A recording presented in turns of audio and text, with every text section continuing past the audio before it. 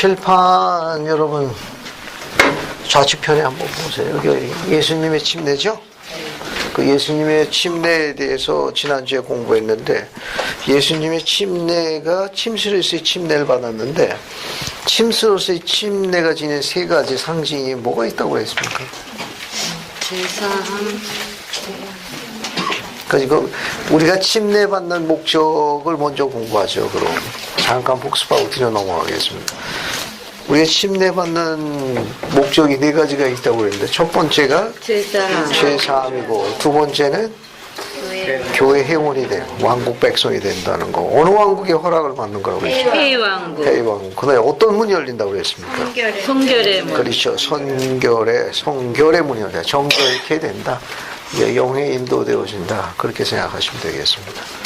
그와 반면에 예수님께서도 침례를 받으셨죠? 네. 그 예수님이 침례 받으신 이유가 있습니다. 왜 침례를 받으셨죠? 아버지 앞에 겸손. 그리고 침례는 뭐라고 그랬죠? 계명의 순종. 또 예수님도 역시 어느 왕국의 허락을 얻기 위해서 받으셨다고 했습니다. 회왕국의 허락. 예수님은 죄가 있다고 그랬나요? 아니요. 죄가 없음에도 침례를 받으신 이유 중에는 또 가장 중요한 이유가 뭡니까? 우리의 모범. 그렇죠. 죄로 똘똘 뭉친 우리들을 위해서 본이 되셨다는 거. 그거 말고도 예수님께서 요한에게 침례 받을 적에 침수로서의 침례를 받았습니다. 그 침수로서의 침례를 받았을 적에 침수가 상징하는 상징성이 크게 세 가지가 있어요. 어떤 상징성을 갖고 있죠? 죽음, 매장, 부활. 감사합니다. 이렇게 손을 이렇게 대충 대시면 다 떠오르죠. 앞에 보세요. 간단하게 짚고 넘어갑시다. 자, 예수님의 침례를 받으셨는데, 그 침수로서의 침례. 왜 침수로서의 침례가 합당하냐? 자, 예수님께서 이렇게 요한에 볼 때 침수가 왔어요. 왜냐하면 영감역 번역에 하면은 went down into the water, 물 속으로 내려가라고 돼 있고, 또 예수님은 went up, 물 위로 올라오셨다고 그랬으니까 그건 침수로서의 침례가 맞는 거예요. 그래서 이거 침수가 상징하는 건 예수 그리스도의 돌아가심, 예수 그리스도의 돌아가심, 그 다음에 그분의 매장, 그 다음에 물이 올라오는 곳은 예수님의 부활을 각각 상징하는 첫 번째 이유가 있습니다. 첫 번째 이유는 침수로서의 침례가 돼야 되는 이유 중에 하나는 예수님의 돌아가심, 매장, 물이 올라오는 건 부활, 이런 이유를 갖고 있어요. 따라서 하세요. 예수 그리스도의 돌아가심, 그분의 매장, 부활을 상징. 그래서 침수로서의 침례의 가장 중요한 첫 번째 상징은 예수님의 돌아가심, 매장, 부활과 관계가 있습니다. 또 두 번째는 어떤 특징이, 상징이 있는 거냐면, 두 번째는 이제 물 속에서 물 밖으로, 즉 침수가 되어야 되는 이유 중에 하나는 새로운 탄생을 상징해요. 새로운 탄생을 상징합니다. 그러니까 새로운 탄생이니까 거듭남이라고 그래요. 또 태어나는 거예요. 또 태어납니다. born again이라고.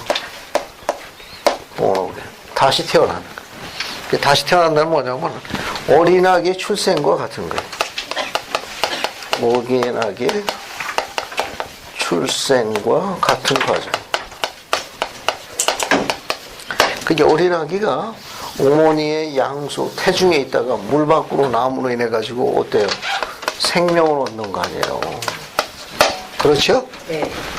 생명 얻는 거 아닙니까? 똑같은 과정으로 우리도 하나님의 새 자녀로서 새 생명을 얻는 거예요. 그래서 물 속에 있다가 물 밖으로 나가는 건 새로운 탄생, 거듭남을 상징하는 거예요.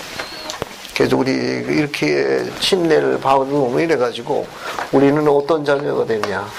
그리스도의 자녀로 분류한 거예요. 자녀로 분류. 즉 어린아기가 어머니 태중에 있다가 생명을 얻는 것처럼 우리도 침수로서의 침례를 통해 가지고 하나님의 자녀, 그리스도의 자녀로 새로 태어납니다. 그래서 그리스도의 자녀가 되는 이유는 그리스도가 우리에게 새 생명을 가져다 줘요. 이 새 생명은 뭐냐? 죽음을 승리하는 부활을 상징하는 겁니다. 그분이 부활의 권세를 우리에게 가져다 주신 분이에요. 그래서 우리는 죽음을 극복할 수 있어요. 그 권세를 통해 가지고. 그래서 새로운 탄생의 상징입니다. 자, 마지막 세 번째 상징이 있어요. 어떤 상징이 있을까요? 우리 물속에서 뭘 매장하는 겁니까? 우리의 유격적인 삶을 물속에서 장사 지내는 거예요. 장사에서 장사 지내는 거예요. 그래서 물 밖으로 나올 적에는 어떤 삶으로 변화되는 겁니까? 영적인 삶으로 변화되는 거예요. 영적인 삶으로 변화되는 거예요. 그래서 물속에서 유격적인 인간을 장사 지내고 물 밖으로 나올 때는 영적인 삶으로서의 변화죠. 성도로서 살아가겠다고 결심하는 겁니다. 따라서 이런 물, 우리 경주에 나오는 물, 이 물은 변화의 상징이에요. 물은 변화의 상징. 성찬도 마찬가지예요. 전부 물은 변화와 관계가 있습니다. 그래서 예수님의 침례가 침수서의 침례로 이렇게 세팅된 중요한 이런 교리적 이유가 세 가지가 있다는 것. 그래서 물 뿌리는 게 아닌 침수서의 침례가 기본 교리에 합당한 이유를 갖고 있는 이런 이유를 갖고 있다는 겁니다. 됐습니까? 이렇게 참조를 알아두시면 도움이 될 거예요. 그래서 오늘은 예수님께서 침례 받은 직후에 어디로 가셨다고 그랬습니까? 광야로 가셨죠. 광야로 가신 이유가 뭐라고 그랬습니까? 왜 예수님께서 광야로 가셨죠? 침례 받으신 직후에. 지난주에 말씀을 해 올렸습니다. 왜 광야로 가셨어요? 하나님과 함께 하시고. 감사합니다. 마귀에게 시험 받으러 간 거 아니라고 그랬습니다. 그죠? 또 마귀에게 시험 받으러 간 게 아니고 하나님과 함께 하기 위해서 광야로 갔다고 설명을 드렸습니다. 하나님과 함께 하기 위해서는 우리가 갖고 있는 조세프스 역, 영감역에 나와 있다고 그랬어요. 하나님과 함께 하기 위해서 광야로 간 것이지 마귀에게 시험 받으러 간 거 아닙니다. 그죠? 그건 기본 교리에 안 맞습니다. 이거는 감리요원은 그렇게 할 수가 없어요. 자, 그럼 예수님께서 광야에서 하나님과 함께하기 위해서 예수님께서 접근한 방법이 뭐가 있다고 그랬죠? 접근한 방법이 뭐가 있다고 그랬습니까? 금식하고 기도했죠. 좀 더 구체적으로 영감여기에는 뭐라고 나와 있습니까?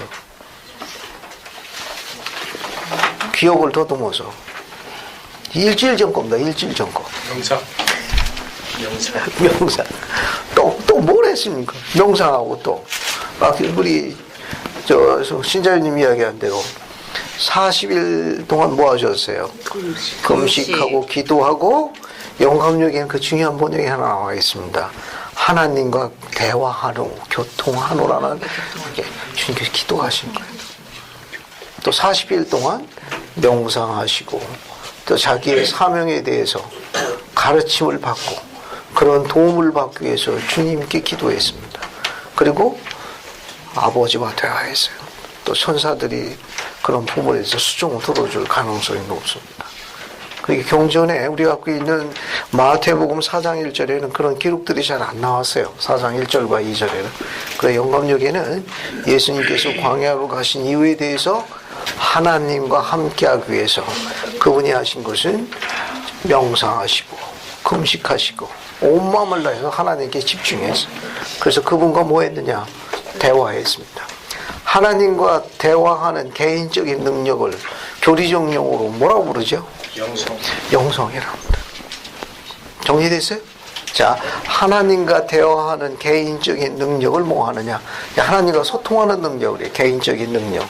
그 소통 능력, 대화 능력을 영성이라고 그래요. 그 인간이 지니고 있는 성품 중에 개발해야 될 최고의 인성의 목표는 뭐다? 영성을 강화하는 겁니다. 그러니까 영성이라는 건 신과 절대자와의 개인적인 친밀한 관계를 이야기해요. 그러니까 사탄이 제일 싫어하고 가장 시기하고 절통하는 게 어떤 겁니까? 사탄이 제일 인간에게 제일 시기하고 질투하는 게 뭐예요? 어떤 걸로 생각합니까? 하나님께 기도하는 거. 감사합니다. 개인적으로 친밀한 관계를 맺는 영성 관계. 그러니까 악이 제일 질투하고 싫어하는 건 뭐냐? 절대자와 우리와 개인적인 친밀한 관계를 갖는 겁니다. 그래서 그가 하나님의 인도를 받는 거예요. 그걸 아주 질투합니다. 아주 질투해요. 그러니까 영성은 지우고 설명하겠습니다. 여러분 지난주 나눠준 인물 이번 주까지 쓰니까 그 유인물에 다 정리가 다 돼 있어요. 이런 건 필요한 것마다 경전에다 포스트에서 적어놓으면 도움이 아주 많이 됩니다. 결국 예수님께서 광야로 가신 이유가 뭐냐? 이유가 To be with God. 하나님과 함께하기 위해서. 하나님과 함께하기 위해서 광야로 가신 거예요. 하나님과 함께하기 위해서 하나님과 개인적으로 대화하고 친밀한 관계를 누리는 그와 같은 요소를 우리가 영성이라고 한다. 그 영성을 강화.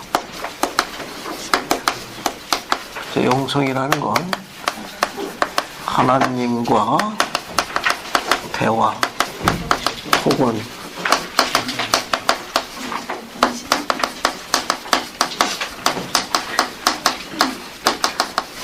개인적인 능력을 영성이라고 해요. 하나님과 대화하는 개인적인 능력. 즉 따라서 사탄이 제일 싫어하는 것 중에 하나는 바로 이런 능력을 갖는 거예요. 즉 하나님과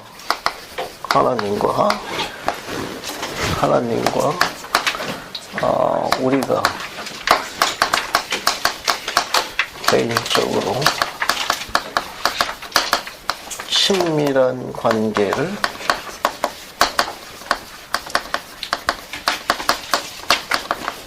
형성하는 걸 제일 시기하고 질투합니다. 그러니까 악이 싫어하는 의식이 뭐냐? 어떤 걸 싫어하는 거 알 수 있어요? 기도하는 거예요. 그 기도하면 안 된다고 가르치는 거예요. 악은 태초부터 그렇게 가르쳤어요. 그러니까 우리가 개인 기도나 가족 기도를 소홀히 하면 우리는 어떤 상태에 있는 거예요? 영적 사망 상태에 자꾸 머무르게 됩니다. 처음에는 불편한데 오랫동안 기도 안 하게 되면 굉장히 편합니다. 그 기도를 습관할 수 있을 만큼 기쁜 마음으로 해야 합니다. 조금 이따 설명하기로 하고요. 사탄이 싫어하는 것 중에 하나는 뭐냐? 하나님과 우리가 개인적으로 친밀한 관계를 형성하는 겁니다. 하나님과 대화하고 소통하는 개인적인 능력을 뭐라고 그런다? 영성이라고 합니다. 그 영성을 강화해야 될 이유 중에 하나는 이 영성과 함께 가는 동반자가 있어요. 우리 보통 go together라고 합니다. go together. 함께 간다 그런 말이에요. 함께 간다. 이게 우리가 뭐냐면 동행하다 그럽니다. go together라고 해요. 동행하는 동반자가 있습니다. 동반자가 무엇으로 알려져 있죠? 영성의 동반자. 영성이 혼자 안 갑니다. 영성은 반드시 이 동반자와 함께 가게 되어 있어요. 부지런한. 영성은 부지런하고 같이 가는 거예요. 두 개가 같이 갑니다. 그러니까 이렇게 설명할 수 있어요. 아주 영성은 그 두 개도 함께 가는데 부지런함이라는 동반자 파트너가 있습니다. 영성이 강한 사람 치고 부지런하지 않은 사람이 없습니다. 알겠습니까? 예. 영성이 높은 사람 치고 영성이 강한 사람 치고 부지런하지 아니한 사람이 없습니다. 됐습니까? 부지런한 사람 치고 영성이 낮은 자가 없습니다. 정리됐죠? 그러니까 영성과 부지런함은 같이 가는 거예요. 따라서 후기 성도의 칼라가 한마디로 뭐냐? 부지런함. 부지런하네. 우리 후기 성도의 칼라를 한마디로 하면 근력, 성실. 후기 성도의 칼라를 한마디로 정리해라. 딱 하나입니다. 부지런하네. 그리고 우리 하나님께도 어떻게 해야 돼? 가까이 나가는데 부지런해야 돼. 또 가족에게도 부지런해야 되고 뿐만 아니라 회사에서는 고용주에게 어떻게 해야 됩니까? 부지런해서 수익을 많이 가져다 줘야 돼. 이게 우리 후기 성도의 기본이. 이게 우리 고용주도 기쁘게 해야 돼. 세상의 고용주에도 수익을 많이 기쁘게 하고 하늘의 최고의 CEO에게 고용주에도 어떻게 됩니까? 성과급을 많이 내줘야 돼. 그게 뭐냐? 영성과 관계 되는 거예요. 상황이 어찌되었든 간에 오늘 이제 재미있는 몇 가지 그 지도력고 하는 공부할 거예요. 약간 우리들에게 여러 가지 쉽지 않은 장면이 있을 수 있는데 주님은 이 짧은 곳에다가 그런 깊은 원리를 남겨놓았습니다. 우리에게 굉장히 고무적인 거예요. 즉 지나친 장점은 성장을 제한합니다. 너무 지나친 장점은 우리 성장을 제한해요. 우리가 유혹에 빠질 수 있습니다. 그러니까 우리가 가지고 있는 완전에 가깝도록 하는 지나친 그런 훌륭한 성품이 지나치면 도를 넘게 되면 다른 사람의 성장을 제한하는 우를 범하게 되어 본인이 교만에 빠져들 수도 있다는 거. 오늘 이제 델리네이처의 옥사도님은 그렇게 가르치셨어요. 우리가 가지고 있는 장점이 때로 너무 지나치면 다른 사람의 성장과 제한하는 교만에 빠질 수가 있다. 나는 했는데 왜 너는 못하냐? 근데 안 되는 사람이 있을 수 있거든. 나는 했는데 왜 넌 못하냐? 그럼 어떻게 됩니까? 이제 스트레스 받는 거야. 제한받는 겁니다. 또 이게 지나치게 되면 그건 하나님의 것이 아니라는 기본적인 가르침을 남기고 있어요. 우리가 그런 우를 범할 수 있습니다. 그런 거는 뭐 예를 들면 교회 다닌 지 뭐 오래됐다. 경전을 많이 읽었다. 그 와드 회원들 몇 명 돼요. 뭐 들을 거 없다. 나중에 어떻게 되는가? 교만이 발전해가 예배도 안 봐. 집에서 나 혼자 모르게. 그 성장과 제한을 발전하는 거예요. 그러니까 그럴 수 있습니다. 그 뭐 매양 그 소리가 그 소리. 내가 공부하는 게 낫지. 안 들어. 모임도 안 가. 이거 제한을 성장을 제한하는 거예요. 내가 뭐 공과 시간에 들을 것도 없어. 나보다 경전만 읽고 공부 잘하는 사람 있으면 나오라고 그래. 성장과 제한을 발전. 약간 좀 확대 해석했습니다만은 이 장점도 능력이 지나치면 제한하는 거예요. 이게 주님의 원리가 아닙니다. 근데 그런 교만에 우를 빠질수록 시도하는 게 누구냐? 루시퍼예요. 사탄. 그렇게 작용할 수가 있다는 겁니다. 그래서 오늘은 그 첫 번째 과정부터 공부할게요. 자, 마태복음 4장 3절부터 한번 봅시다. 여러분이 잘 아시는 성구인데 한번 읽어볼게요. 이제 거기 보시게 되면 마태복음 4장 2절에 40일을 밤낮을 금식하신 후에 줄이신지라. 자, 그 뒤에부터 읽어볼게요. 자, 3절부터 11절까지가 오늘 다루는 주요 주제입니다. 됐습니까? 한번 읽어볼게요. 그래서 방수인 자매님이 3절부터 시작해가지고 3절, 4절, 5절까지 읽고 그 다음에 강미원 자매 6절, 7절, 8절까지 읽어주세요. 그 다음에 박윤대 자매님은 9절부터 11절까지. 자, 천천히 한번 읽어보세요. 사랑하는 자가 시험하는 자가 예수께 나와서 이르되 내가 만일 하나님의 아들이거든 명하여 이 돌들로 떡덩이가 되게 하라. 예수께서 대답하여 이르시되 기록되었음에 기억수되 사람이 떡으로만 살 것이 아니요 하나님의 입으로부터 나오는 모든 말씀으로 살 것이라 하였느니라 하시니 이에 마귀가 예수를 거룩한 성으로 데려다가 성전 꼭대 위에 세우고 이르되 내가 만일 하나님의 아들이여든 뛰어내리라 기록되었을 때 그가 너를 위하여 그의 사자들을 명하시리니 그들이 손으로 너를 받들어 발이 돌에 부딪히지 않게 하리로다 하였느니라. 됐습니다. 강자님 7절 하나만 7, 8절 읽어주세요. 7, 8절. 예수께서 이르시되 또 기억되었으되 주 너희 하나님을 시험하지 말라 하였으니라 하시니 마귀가 또 그를 데리고 지극히 높은 산으로 가서 천하 만국과 그 영광을 보여 자, 이때 만일 내게 엎드려 경배하면 이 모든 것을 내게 주리라. 이 예수께서 말씀하시되 사탄아 물러가라 기록되었을 때 주 너희 하나님께 경배하고 다만 그를 섬기라 하였느니라. 이에 마귀는 예수를 떠나고 천사들이 나와서 수종드니라. 예수께서 요한이 됐습니다. 거기까지입니다. 됐습니다. 여러분 그 마태복음 4장 11절 맨 마지막에 보게 되면 이에 마귀는 예수를 떠나고 그러고 난 다음에 그 맨 마지막 문장이 어떻게 되어 있어요? 천사들이 나와서 수종드냐. 우리의 삶의 목표 중에 하나입니다. 주님이 승리하신 다음에 천사들이 수종들었죠.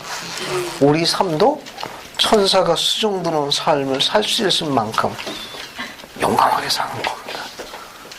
예, 우리의 삶도 천사가 수종들어주는 삶을 살 수 있도록 노력하는 거예요. 거기 11절 여러분 뒤에다가 누가복음 4장 13절 하나 적으세요. 누가복음 4장 13절. 누가복음 4장 13절 한번 적어봐요. 누가복음 4장 13절을 찾아보면 중요한 시간을 나타내는 빈도 부사가 하나 있습니다. 한번 보세요. 누가복음 4장 13절에 같은 내용이에요. 거기 뭐라고 나와 있습니까? 얼마 동안 떠나니라. 마귀가 모든 시험을 다 한 후에 얼마 동안 그렇죠. 떠나니라. 아주 떠나간 게 아니라는 거. 얼마 동안. 얼마 동안 떠나냐. 그런 이 말은 뭐냐. 유혹할 만한 상황이 되면 언제든지 다시 시도하겠다는 거예요. 그러니까 이 시험에서 예수님을 마귀가 몇 번 시험했습니까? 3번. 3번 시험했는데 예수님께서 다 대항하셨거든요. 그래서 마귀가 물러가는데 아주 물러간 게 아니라는 거. 잠시 동안, 얼마 동안, 잠시 동안 자리를 비웠다가 다시 유혹할 만한 상태가 되면 어떻게 했다는 겁니까?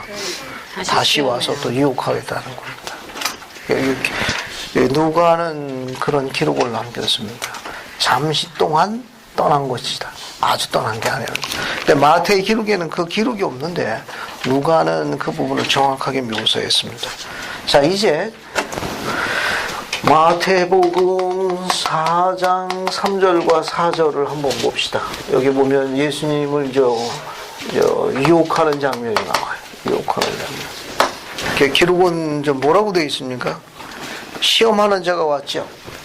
자, 시험하는 자가 예수께 왔습니다. 그래서 뭐라고 유혹했어요? 네가 만일 그죠? 유혹한 겁니다. 유혹한 거. 예, 내가 만일 무엇이거든? 하나님의 아들이거든. 하나님의 아들 이거든. 뭐라고 그랬어요? 이 돌을 명하여. 그 다음에 이 돌들이 떡덩이가 되게 하라.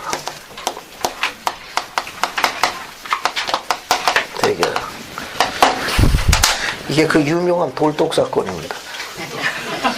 그 유명한 돌을 떡으로 만든 돌독 사건이에요. 아주 이거 기가 막힌 아이템입니다.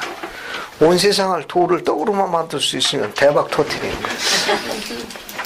대박이라고. 돈방석에 앉는 거예요. 흰돌, 검은돌, 색색이 얼마나 많아. 그걸 떡으로만 만들어서 판매만 할 수 있다면 재료는 무궁무진해. 완전히 대박 터뜨리는 거예요. 상당히 매력 있는 아이템입니다. 그걸 예수님한테 온 거. 이 돌을 떡이 되게 한번 해봐라. 기가 막힌 아이템. 기가 막힌 또 배경음악이라고. 돌떡이 확실히 장사가 되는 겁니다. 여기 보세요. 시험하는 자가 예수께 왔죠. 이때 예수님은 육신의 상태가 어떤 상태입니까 지금? 네?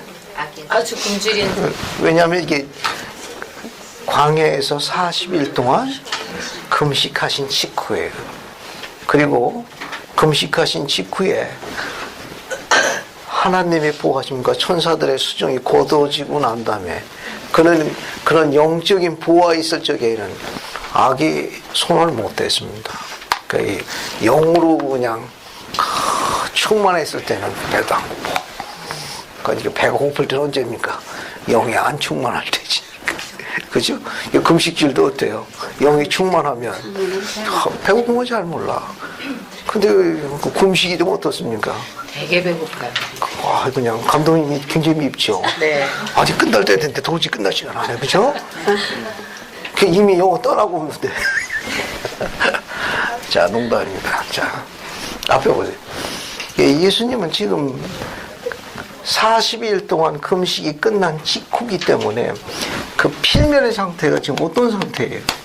예수님의 필멸의 육신 상태가 지금 어떤 상태입니까? 어떤 상태예요? 입원해야 돼요. 그냥 돌이라도 먹어야 되는 상태 맞아요. 아니에요? 그죠? 네. 40일 동안 아무것도 안 먹었으니까. 따라서 하라고 그랬어요? 따라서 하면 안 돼. 알겠습니까? 예수님 발자취 따라선다고 결심해가지고 통보하시면 큰일 나는 거예요. 40일 동안 물도 안 드시고, 그리고 아무것도 드시지 않았어요. 물론 영적인 보호가 있다는 전제이기 때문에 여러분 하시면 안 됩니다. 이거는. 자, 예수님의 육신의 상태는 금식이 끝난 상태이기 때문에 그 유교의 상태가 지금 어떤 상태냐? 상당히 육신이 고갈된 탈진한 상태. 그때 이제 시험하는 자가 온 겁니다. 그 극한 상에서 이 극한 상에. 그러니까 마귀가 우리를 이용할 적에는 우리의 육신의 상태가 이렇게 극한 상태에 있을 때 접촉한다는 거예요. 그래요? 역시 이것도 만든 거예요, 제 얘기가. 자, 필멸의 육신 상태가 가장 극한 상태에 이뤘을 정도.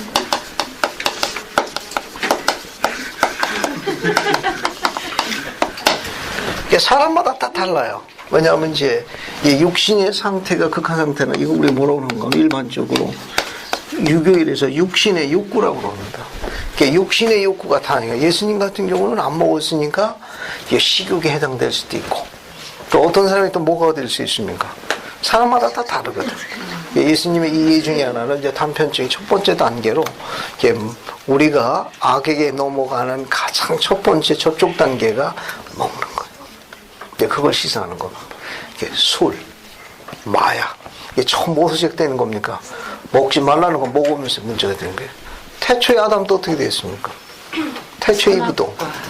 먹지 말라는 거 먹었다가 쫓겨난 거 아니에요? 그죠? 이미 시작된 겁니다.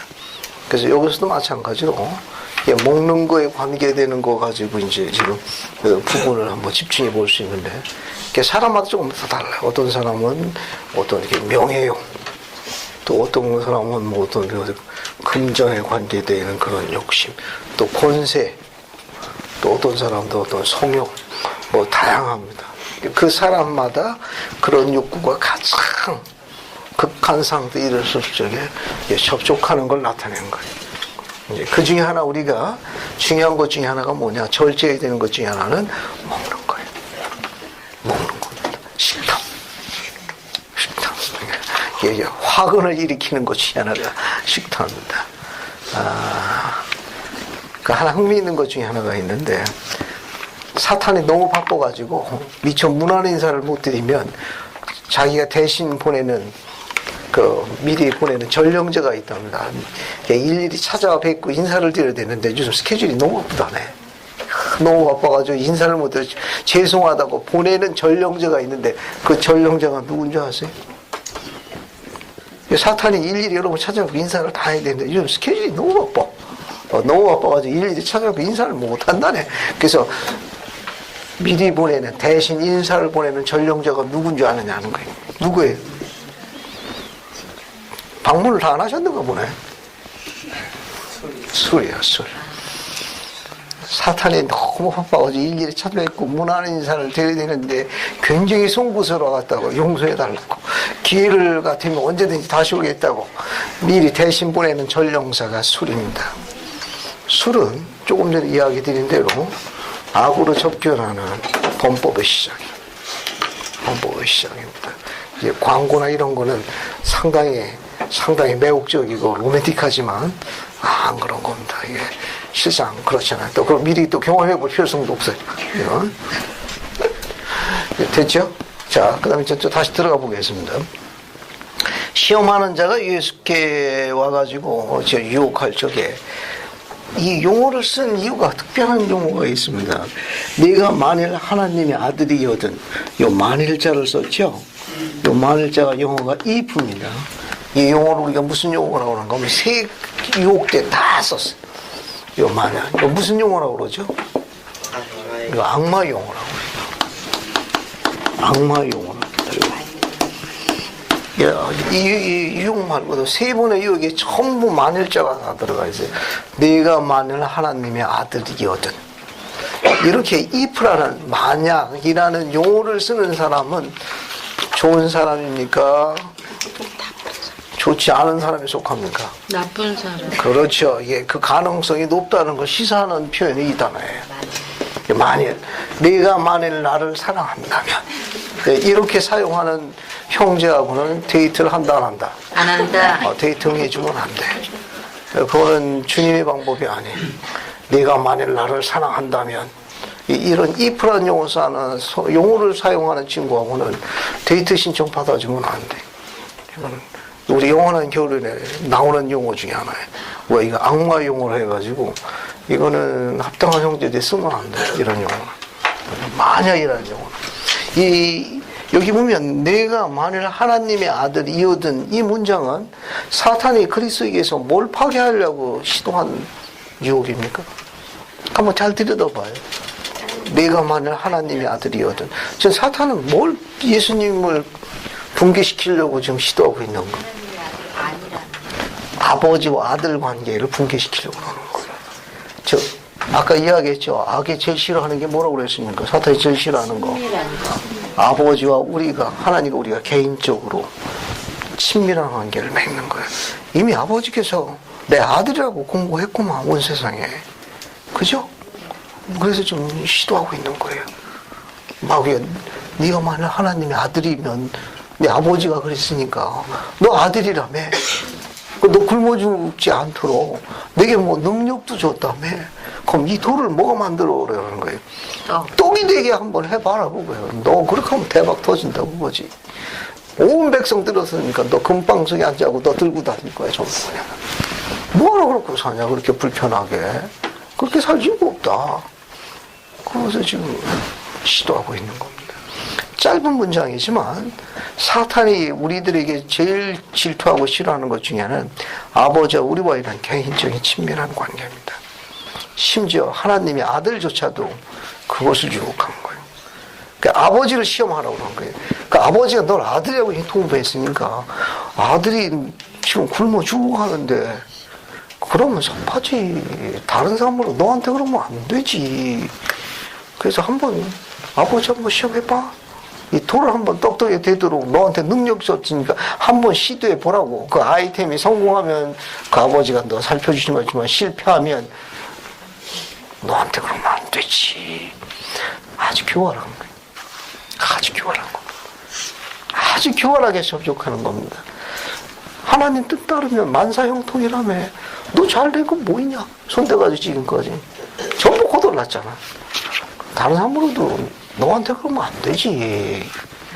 그래서 접촉하는 거야. 그러지 말고 이 돌 떡덩이가 되게 해서 대박 터트리게 한 건 좀 해달라고 좀 해봐. 이거 안 되면 넌 아들도 아니냐? 이해하시겠습니까? 네. 요번에 학교 안 들어가고 자격증 안 주면 아버지도 아니냐? 이거 교회는 무슨 교회? 편하게 살아. 돌이 떡덩이에 대한 건 세상에 편리함이 들어가 있습니다. 굉장히 쉽게 사는 거예요. 자기 갖고 있는 능력은 노력도 안 하고 아버지가 나보고 아들이라고 그랬으니까 아들인지 아닌지 정말 이 돌이 떡덩이 때도 시도하는 거예요. 안 들어주면은 안 돼. 이런 배수진 치는 것은 악마의 방법입니다. 아주 교활한 거예요.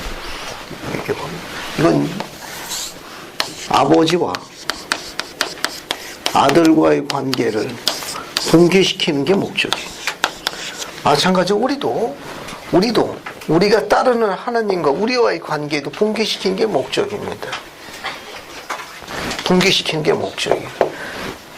돌을 떡으로 만드는 이것은 굉장히 매력 아이템이에요. 아주 아이템입니다. 성공하면 이거 대박 터뜨리는 거예요. 이거보다 더 좋은 아이템은 있을 수가 없어. 최소의 비용으로 최대의 대박 터뜨리는 가장. 근데 그 안에 있는 편리함은 우리의 영적 성장을 막습니다. 영적 성장을 막아요. 성장하기 어려워요. 이건 뭘 의미하는 거면 불편한 거예요. 이제 불편한 건 뭐냐면 부진한 겁니다. 실적이 안 나타나. 그래서 아파. 고통스러운 거예요. 참 힘든 거예요. 이게 부진한 겁니다. 그러니까 주님께서는 그런 부진함 속에서도 다른 뜻을 감춰 두셨습니다.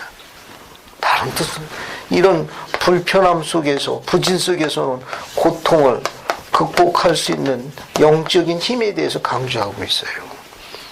영적인. 왜냐하면 여기 보세요. 이 돌이 떡덩이다. 이렇게만 되면은 얼마나 편리하게 살아. 신앙의 가장 큰 적은 편리함. 신앙의 가장 큰 적 중에 하나는 편리함이야. 그냥 무엇이든지 다 아버지가 손에 쥐어주는 거야. 전부 다. 그러면 자녀 망치는 제일 빠른 방법이에요. 그저 그냥 자녀가 원하기만 하면 모든 것, everything, 모든 거, all thing, 아무거나 그냥 전부 다 손에 다 즉각 쥐어주는 거예요. 그냥 입만 뻥끗하게 되면 그냥 알았어. 그 자녀 망치는 제일 빠른 방법이에요. 약간 통제하고 제한할 필요성이 있어요. 자녀도 그런 부진함 속에서 좀 그런 곰핍함 속에서도 영적인 성장을 배울 수 있도록 지상의 삶이 계획되어 있다는 겁니다. 그래서 이게 돌이 떡덩이 되게 하라. 이 안에는 악마의 고도의 전략이 포함되어 있습니다.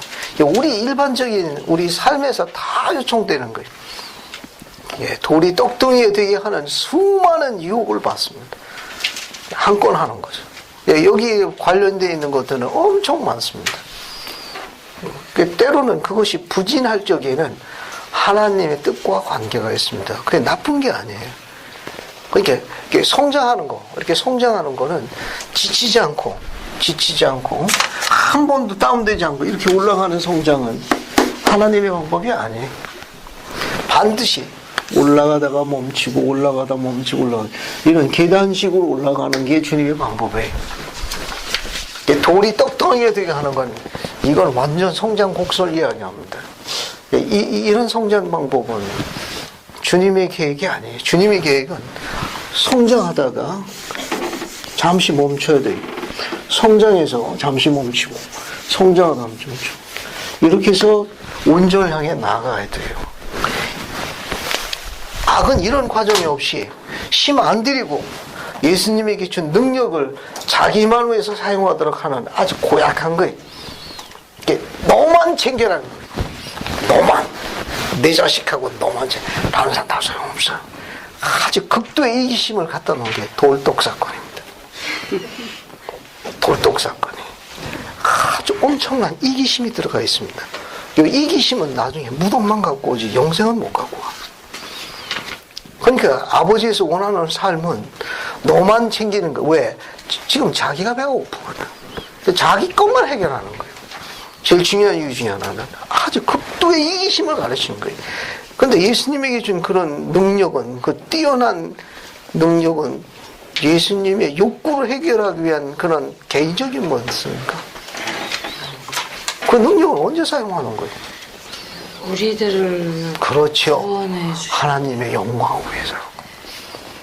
다른 사람을 돕고 나누도록 준 그분의 선물이었습니다. 그걸 통해서 본인에겐 기쁨이요 하늘에는 영광을 돌리도록 하는 그 능력을 지금 뭐하고 있는 겁니까? 오로지 자기만 위해서 쓰는 거예요. 오로지 다른 사람은 관심 없어. 오로지 자기만 아주 철저한 이기심에 아주 고약한 하나님의 영과 정반대되는 아주 고약한 이기심의 영을 삽입하고 있는 거예요. 그 이기심은 무덤만 남습니다. 영생을 못 갖고 와. 영생은 못 가져옵니다. 갈 수도 없고 불가능해요. 예를 들어 가지고 여기 이제 우리가 있습니다. 그리고 여기에는 주님이 원하시는 거 번쩍번쩍번쩍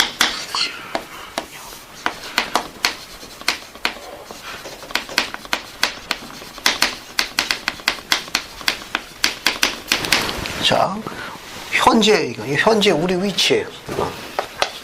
현재 우리의 위치가 됩니다. 현재 우리 위치에서 주님이 원하시는 이 위치까지 올라가려면 이렇게 한 번도 안 쉬고 이렇게 올라가는 건 주님의 계획이 아니에요. 산을 타보시면 알겠습니다만은 산 잘 타는 사람들은 어떻게 타죠? 공 감독님, 산 잘 타는 사람은 어떻게 잘 타는 사람인가? 저렇게 한 번도 안 쉬고 그냥 숨 안 쉬고 저기까지 올라가는 사람인가? 어떻게 올라가야 되죠? 배낭미 그렇게 올라가면은. 적절한 쉬어야죠. 대략 얼만큼 올라갔다 쉬는 게 좋습니까? 그냥 대충. 네. 숨 안 쉬고 몇 시간씩 올라가다 3시간 올라갔다가 쉬어야 됩니까? 어느 정도 올라가는 게 좋아요? 거의 뭐 1시간. 감사합니다. 전문가들의 견해에 의하게 되게 되면 약 1시간 정도 갔다가 한 15분 정도 쉬는 게 좋다고 그럽니다. 또 약간의 체력이 없을 적에는 그냥 한 4, 50분 정도 좀 쉬고 올라가야 돼요. 그래야 정상까지 스페이스를 유지할 수 있다고 그래요. 쉬지 않고 여기까지 꼭대기까지 올라가면 산 잘 타는 것 같은데 올라가면 어떻게 돼요? 그렇게 올라가면 안 쉬고 내려올 때는 119 불러야 돼. 119 아니면 헬기 불러야 돼. 저도 산을 좋아합니다. 그래서 이렇게 좋아하는 분들하고 올라가 보면 산 처음 타는 거 보면 이제 금방 눈에 띄어요. 안 쉬고 올라가. 나중에 내려올 적에는 문제가 생겨서 결국은 지고 내려와야 돼. 결국은 일을 내더라고. 산 잘 타는 사람들은 그렇게 안 타요. 올라갔다가 멈추는 기간이 있어요. 이 멈추는 기간 동안에 뭐 합니까? 그렇죠. 이 멈추는 동안에 주변을 돌아볼 수 있는 여유가 있어. 세상 사람들이 볼 때는 속도가 늦으니까 부진하다고 그러지만 장점이 있습니다. 주변을 돌이킬 수 있고 다시 팔로우 할 수 있는 힘을 보충할 수 있어요. 주변을 돌이켜보는 시간이에요. 똑같이. 그래서 다시 힘을 비축해서 또 올라가는 거예요. 또 멈출 수 있어요. 멈추는 때는 다시 그 주변을, 자신과 주변을 돌이켜볼 수 있는 여유를 갖는 최고의 시간입니다. 또 그렇게 올라가야 돼. 이 멈추는 이 시간을, 여기 이 시계를 갖다가 우리가 뭐라고 그러는가 하면 플래트. 이게 하나만 있는 게 아니라 인생에 여러 계단이 있습니다. 이거 플래트 피어리더스라고 해요. In life. 인생에 있어서 이거 이게 평평하다고 이렇게 되어 있는데 타이어도 빵꾸 나오면 플랫 타이어라고 그래요. 이거는 평평한 기간이 아니라 부진한 시기라고 그래요. 어디에 있어서? 우리 삶에 있어서 인생의 부진한 시기가 반드시 계획되어 있다는 거예요. 나쁜 게 아니에요. 평범한 시간 어떻게 되느냐. 예를 들어가지고 진로, 진학, 결혼, 건강, 사업 여러 가지 인해가지고 멈춰야 할 때가 반드시 있습니다. 그게 나쁜 게 아니라는 거예요. 어차피 멈춰야 되는 거 그동안 소홀히 했던 건강관리도 하는 거예요. 어차피 지금 현재 특별히 해도 앞이 안 보이니까 대신 산이나 올라가고 이렇게 열심히 걷고 해가지고 체력 비축하는 거예요. 또 그동안 소홀히 했던 스킨십, 아내와 자녀와 대화 공간을 넓히는 겁니다. 어차피 특별히 들어오는 데도 없어. 남는 게 시간이야. 자신에게 알아주는 사람도 없고 접촉하는 사람도 있거든. 그런데 그때는 사랑하는 사람을 소속하는 거예요. 그동안 약간 소홀히 했던 성전, 가정보고, 기타 등등 그런 걸 확장하는 거예요. 그러므로 인해 가지고 새로운 시각을 갖게 됩니다. 보충을 하게 돼요. 그래도 그러다 보면 감사할 게 더 많습니다. 몸이 불편하고 제한받고 먹고 생각 없다. 세상에는 돌아오지 못할 끔찍한 현대 의료진이 고치지 못하는 걸로 해서 고통받고 수많은 사람이 있습니다. 또 그 밖에 다른 아픔이 얼마나 많은지 몰라. 또 어떤 사람은 태어나는 자녀가 선천적 장애가 있어가지고 가족 전체가 그 수많은 세월 동안 눈물의 소리를 보는 사람이 있어요. 그러다 보면 감사할 게 얼마나 많아. 너무너무 감사한 거예요. 그래서 다시 어떻게 됩니까? 비축하는 거예요. 여기서. 또 어떻게 해요? 다시 또 시작하는 거예요. 그럼 또 어떻게 해요? 또 걷어들일 수가 또 있어. 예. 이게 또 그렇게 고약한 게 또 온다니까, 이제. 또 이제는 내 잘못도 아니고 엉뚱한 제3자의 것을 해가지고 또 어려움을 겪는 경우가 있어. 또 어떻게 해야 됩니까? 다시 주변을 돌이켜보는 여유를 갖는 거예요. 다시 자기 안을 들여다보는 거예요. 그럼 훨씬 더 성숙한 자기 자신을 보게 됩니다. 나쁜 게 아니에요. 이게 반드시 있어야 돼요. 반드시. 물론 이해합니다. 가슴이 굉장히 억색하고 답답하다는 거. 그 본인 외에는 어느 누구도 신만 아시는 고통이 있다는 걸 알아. 왜? 여기서부터 여기까지 올라가는 데는 노력이 수반되어야 되는 게 다 고통의 연속이에요. 이게 다 고통의 연속이라고. 올라갈 때마다 숨도 아프고 더 힘들지. 세월은 가고 나이는 들고 가면 갈수록 힘든 거예요. 주님이 아십니다. 주님이 다 알고 계세요. 그래도 올라가야 돼요. 그래도 올라가야 돼요. 마귀가 유혹한 이 방법은 우리의 삶과 밀접한 관련이 있습니다. 성장과 발전을 위해서는 인생의 부진한 시기가 하나님의 지혜로 계획되어 있다는 거. 저마다 강도는 다르지만 다 마련되어 있습니다. 심지어 하나님의 아들도 면제받지 않았다는 걸 여기 경전에 기록되어 온 거예요. 하나님의 아들도 면제 안 시켰어요. 하나님의 아들도 똑같이 이렇게 부진한 시기가 있도록 계획되어 있었다는 거. 하나님의 아들이라고 그건 면제하지 않았습니다. 주님도 시험 받았어요. 주님도 인생의 시험 이런 부진한 시기에 도전하신 분입니다. 그 주님은 어때요? 그 돌을 떡덩이가 되도록 시도했나요? 아니요. 우리 같으면 해볼 가능성이 높지요. 근데 주님 뭐라고 그랬습니까? 우리 같으면 한번 그 제안을 검토는 해봄세. 또 맞아. 버리기는 좀 아깝거든. 이거 아이템이 확실한 거예요. 이거 해본, 이거 뭐, 돌을 떡으로 만들기만 하면 이거 대박 터지는 거거든, 이게. 브릿지장이 좀, 그래. 이거 또 올까 싶고, 그게가. 뭐, 지금은 확답은 못 하겠습니다만, 검토는 해봅죠. 뭐, 이렇게 이야기했을 수 있는 게 대부분의 우리 심정 있었는데, 주님은 뭐라고 그랬어요? 주님은 어떻게 했습니까? 마태복음 4장 4절에. 사람이 떡으로만 살 것이 아니, 그 앞에 더 중요한 단어가 하나 있어요. 기록되었을 때.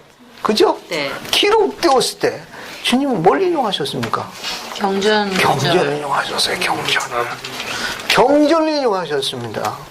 우리 같으면은, 지금은 확답은 못 하겠습니다만, 천천히 한번 생각해 보지요. 이렇게 이야기할 수 있는데, 주님은 즉각 조치하셨습니다.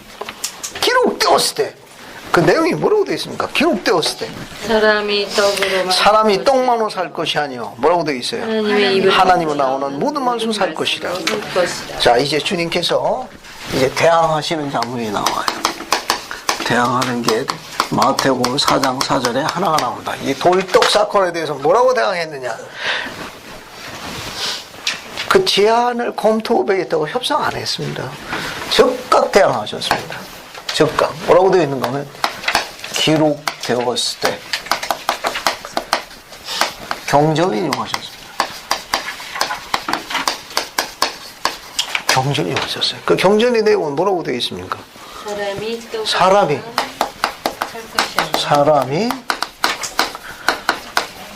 떡으로만 살 것이 아니요. 뭐하고 살아야 된다고 그랬습니까? 하나님의 입으로 그렇죠. 나오는 모든 말씀. 하나님의 입에서 나오는 모든 말씀으로 살아가야 할 것이라고 이야기했습니다. 기록되었을 때는 신명기에서 인용되어졌습니다. 한번 찾아볼까요? 신명기 8장 3절 한번 봅시다. 그래서 한번 읽어볼게요. 박동 경제님, 신명기 8장 3절 찾아갖고 한번 읽어보시겠습니까? 신명기 8장 3절. 그래서 밑에서부터 하나, 둘, 셋, 네 번째 줄부터 읽어요. 사람이 떡으로만 사는 것이 아니요 여호와의 입에서 나오는 모든 말씀으로 사는 줄을 내가 알게 하려 하심이니라. 감사합니다. 여러분의 신명기 8장 3절이면 마태복음 4장 4절 참조라고 하나 적어놔요. 마태복음 4장 그 해당 경전에다가 주님께서 직접 인용하신 성구입니다. 직접 인용하신 거예요. 자, 그럼 여기 보세요. 같이 봅시다. 또 재밌는 거예요. 기록되었을 때 경전을 인용하셨다는 거. 그럼 결국 주님께서는 경전을 어떻게 하신 거예요? 외웠어요. 경전을 정통하신 겁니다. 경전을 꿰뚫고 계신 거예요. 앞에 보세요. 주님도 경전을 꿰뚫었습니다. 자, 조금 이따 다시 설명하겠습니다만, 이런 인생의 부진한 시기에 주님께서 우리에게 제안하신 모범이 뭡니까? 이렇게 제한된 부진한 시기에 주님은 뭘 요구하셨어요? 경전에서 답을 찾기를 원했습니다. 가장 현명한 선택, 가장 제일, 안 그러고는 영혼이 병듭니다. 영혼이 위로받지 못해서 점점 영혼이 시들어가게 되겠어요. 시들어간 영혼이 다시 소생할 수 있는 건 말씀뿐이 없습니다. 제일 힘든 게 뭐냐? 영혼이 병들어가는 거예요. 그 영혼이 병들어가는 건 소망을 잃기 시작했다는 뜻이에요. 소망이 없어진다는 건 영혼이 점점 시들어간다는 거예요. 너무너무 고통. 어느 누구도 이해해 주질 못해. 그냥 먹고 지내고 살고 햇빛을 보고 철은 지나지만 설명할 수 없는 엄청난 고통을 겪습니다. 그건 뭐냐? 영혼이 병들어가고 있다는 거. 그 병들어가는 영혼이 소생할 수 있는 것은 말씀뿐이 없다는 거예요. 그래서 주님께서 하신 이 말씀은 신명기에 있는 경전을 이용했다는 건 우리가 경전을 잘 알아야 될 이유로 있습니다. 인생의 부진한 시기에 왔을 적에 소생할 수 있는 방법은 하나님의 말씀을 잡는 거예요. 그 시기가 나쁜 게 아니에요. 하나님께만 가까이 나갈 수만 있으면은 우리를 엄청나게 위로해 줍니다. 아주 위로해 줘요. 예를 들면 이야기하는 거 보게 되면 마귀가 이 떡을 이야기한 거 아니에요. 그죠? 여기 두 개가 돼야 됩니다. 여기 떡이 나오고 하나님의 뭐가 나옵니까? 말씀. 두 개가 나오고 여기 하나는 떡이 나오고 그 다음에 하나님의 말씀이 나오는 거예요. 마귀의 돌떡에 대한 유혹에 대해서 예수님께서 답변한 경전 규제로 보면 사람이 사는 게 꼭 떡만으로만 사는 게 아니라는 거예요. 오히려 뭘 가르치셨습니까? 하나님의 말씀으로 살아가야 할 것이라는 독특한 걸 가르치셨어요. 이 보통 요 떡이라는 건, 여기서 떡이라는 건 세상적인 걸 상징합니다. 세상적인 것.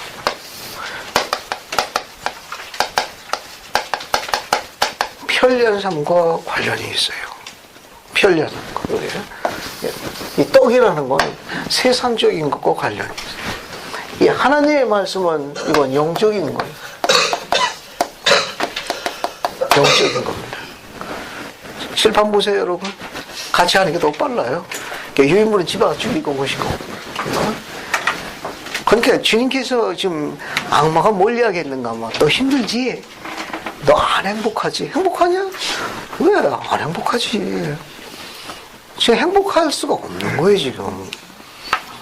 그래서 마귀가 지금 돌떡 사건을 제안한 겁니다. 근데 주님께서 뭘 얘기했는가 하면은 행복을 얻는 과정에 있어서 행복의 크기가 꼭 떡 크기만 아니라는 걸 가르친 거예요. 떡 하면 뭐가 떠오르냐 하면 뭐가 떠올라요? 부, 또 건강. 건강, 감사합니다. 떡. 종류만 이제 인절미도 있고 찰떡도 있고 그죠? 제가 떡을 좋아하거든요. 떡 하게 되면 어떤 생각 나느냐? 딱 보면 네 떡이 크냐 내 떡이 크냐 거기서 시작되는 거예요. 떡 하면 크기가 문제가 되는 겁니다. 알겠어요? 떡을 딱 받으면 쫙 봐. 옆에 사람 거고. 좀 커 보여. 그럼 어때요? 잽싸게 바꾸거든? 바꾸놓고 보면 어때? 더 커 보여. 이해하시겠어요? 네. 우리가 그런 본능이 있어요. 그 떡을 딱 받으면 쫙 봐. 어? 동규께 더 커 보여? 그 동규가 마침 자리를 비웠으면 잽싸게 바꿔놨어. 바꾸놓고 보니까 어때요? 더 커 보여. 이해하시겠죠? 행복의 크기는 떡 크기가 아니라는 걸 설명합니다. 떡은 사이즈와 한계가 있습니다. 이건 크기에. 그러니까 우리의 행복이 꼭 떡 크기에 있다는 게 아니에요. 다른 즐거움이 있습니다. 꼭 이 떡이 크다고 좋은 것만은 아니에요. 우리가 행복해지는 게 꼭 떡 크기만 있는 게 아니에요. 미래 반려자를 선택하는 기준에 있어도 이 떡은 스펙과도 관련이 있습니다. 정규 4년제, 귀한 선교사, 세미나리 종교교원, 뭐 기타 등등, EFI 고문, 뭐 SMIC의 무슨 또 고문, 그냥 그게 꼭 행복의 크기만은 아니에요. 우리가 갖고 있는 영적인 기쁨은 스펙, 복음적 스펙 이력서에 달려있는 게 아니에요. 그렇지 못할 수 있는 어쩔 수 환경에 있는 사람도 있을 수 있습니다. 그건 어떻게 제한받는 상황이 있을 수 있는데 그런 복음 이력서에 현혹되는 것도 지혜롭던데 그것도 일종의 다른 떡 크기. 거기까지 외모까지 겹치면 저는 말할 수 없이 슬프죠. 자다가도 벌떡 일어나. 이해하시겠습니까? 우리 젊은이들이 이런 것도 잘 이해하게 되면 도움 많이 받을 수 있습니다. 여기 보면 주님께서는 떡 크기가 행복한 것이 아니에요. 하나님에서 나오는 말씀, 접근성이 행복의 크기라는 겁니다. 누구에게? 하늘에 계신 아버지에게. 가까이 오는 접근성이 행복의 크기라고 가르치는 주옥 같은 말씀입니다. 위로받지 못하는 삶 속에 그 시간이 얼마나 갈지 아무도 오직 실만하는 거예요. 그 위로받지는 삶이 어쩌면 이 생명 다하도록 그런 날이 올까 싶은 그 가슴 저림 속에서 위로받을 수 있는 분은 오직 그분뿐이 없습니다. 삶을 살아갈수록 계속 불안 계속이요. 앞이 안 보이지. 다시 이야기합니다. 주님께서 이야기한 건 하나님 입에서 난 모든 말씀을 살아가야 할 것은 다친 마음, 그냥 심장이 있어서 숨을 쉬는 것 같은 삶을 사는 거예요. 그런 속에서 주님께서 요구하신 거는 내게로 오랍니다. 그분은 접근성을 요구하셨습니다. 다른 짐은 다 무거워도 내 짐은 질만하다고 이야기하신 거예요. 그러니까 내게 와서 쉬라고. 하나님 모든 말씀 살아가는 이 말은 접근성을 이야기하는 겁니다. 우리가 무슨 원리라고 그런가 하면 이건 프락스모티라고 그래요. 영어로는 프락스모티라고 그래가지고 근접성이라고 그래요. 사전 찾아보면 근접성의 원리라고 해요. 이 근접성의 원리라는 건 누구에게?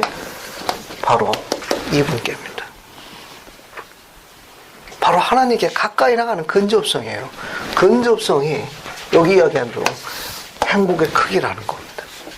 이게 훨씬 더 행복하다는 거지. 그게 우리를 행복하게 하는 건 떡의 크기는 일부라는 거예요. 일부고 지속성이 없어요. 하지만 하나님께 가까이 나가는 이 근접성은 우리를 엄청나게 행복해 줍니다. 또 우리의 힘을 더 크게 해줘. 훨씬 더 우리를 성숙하고 훨씬 더 좋은 사람으로, 훨씬 더 넉넉한 사람으로 만들어줍니다.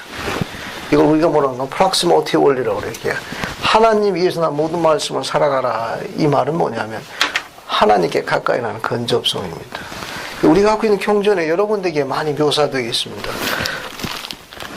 아브라함서 보시게 되면 그 짧은 기록이 하나 나와 있어요. 그 아브라함서 한번 봅시다. 이게 모세서 뒤에 아브라함서가 나와요. 그래서 아브라함서 한번 보세요. 아브라함서 3장 한번 보세요. 3장 봤습니까? 아브라함서 3장 2절 한번 보세요. 그래서 2절 3절 한번 읽어봅시다. 정상호 형님, 아브라함서 3장 2절 3절 한번 읽어보세요. 그리고 내가 별들을 보니 그것들이 매우 크며 그중 하나는 하나님의 보좌에 가장 가까우며 그것 가까이에 큰 것들이 많이 있더라. 그리고 주께서 내게 이르시되 이것들은 다스리는 것들이며 그 큰 것의 이름은 콜로비니 이는 그것이 내게 가까이 있는 까닭이라. 이는 내가 주 내 하나님이 됨이니라. 내가 이것을 두어 내가 서 있는 것과 같은 등급에 속하는 모든 것을 다스리게 하였느니라. 감사합니다. 여러분 그 2절 보세요. 다시 내가 별들을 보니 그것들이 매우 크며 그중 하나는 하나님 보좌에 가장 가까이 있더라. 근데 그 가장 가까이 있는 주변에 뭐가 많이 있더라? 큰 것들이 많이 있었어요. 그래서 3절에 보시게 되면 이것들은 다스리는 별들, 대장별들인데 지도자별이에요.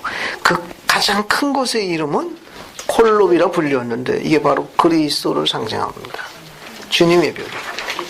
이는 그것이 내게 가장 가까이 있습니다. 왜냐하면 내가 주 네 하나님이 됨이더라. 그러니까 여기서 주님께서 이야기하신 것은 사이즈보다는 근접성을 강조했습니다. 내게 가까이 있는 그 별이 다스리는 별이다 라고 가르치셨어요. 이게 사이즈 크기보다도 근접성입니다. 하나님께 얼마나 가까이 나가느냐가 더 중요합니다. 앞에 보세요. 아까 제가 스펙 이야기 했는데 다음 삶은 어떻게 바뀔지 아무도 모릅니다. 주님은 약속하셨어요.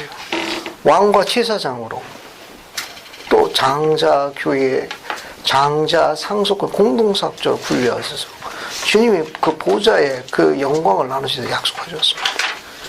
우린 다음 생까지 봐야 되는데 이 생에 있는 그런 떡의 크기가 나중에 왕국의 크기와 직결되는 건 아니에요. 오히려 주님은 근접성이라고 가르쳤습니다. 오히려 근접성을 가르쳤으니까 주목해볼 만한 이유를 갖고 있습니다. 뒤에 보면 또 그런 부분을 언급한 게 16절에 있습니다. 16절도 한번 읽어볼게요. 봤습니까? 이영희 자매님. 아브라함서 3장 16절 한번 읽어보세요. 16절. 만일 두 가지 것이 존재하고 하나가 다른 것보다 상위에 있다면 그들보다 더 큰 것들이 있을 것이라. 그러므로 콜롭은 내가 본 모든 코카우빔 중에서 가장 크니 이는 그것이 내게 가장 가까이 있습니다. 감사합니다. 두 개 중에 가까이 있는 그런 근접성에 대해서 묘사하고 있는 건 시사하는 바가 굉장히 많아요. 우리의 크기의 가장 중요한 크기는 사이즈. 이런 사이즈가 아니라 근접성의 크기입니다. 그거는 여러분 자신에게 달렸어요. 우리 자신이 우리가 결심하면 됩니다. 우리가 매일 자신과 경쟁하면 돼요. 앞에 보세요. 하나 더 설명하고 다음 유혹으로 넘어갈게요. 이 떡은 크기를 나타내. 크기는 비교를 나타낸다. 비교하게 돼요. 비교하게 되면 다른 사람과 경쟁하게 됩니다.